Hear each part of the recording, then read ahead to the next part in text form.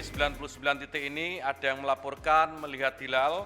sebagaimana yang tadi dilaporkan oleh Direktur Urusan Agama Islam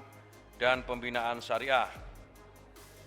Oleh karena itu, Bapak Ibu sekalian, kawan-kawan media yang saya hormati, dengan dua hal tersebut,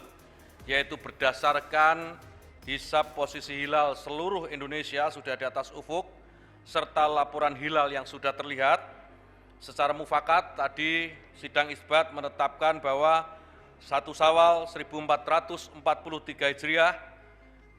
jatuh pada hari Senin tanggal 2 Mei 2022 Masehi. Inilah hasil sidang isbat yang baru saja kita laksanakan dan kita sepakati bersama, dan tentu kita berharap mudah-mudahan dengan hasil sidang isbat ini seluruh umat Islam di Indonesia dapat merasakan Idul Fitri secara bersama-sama.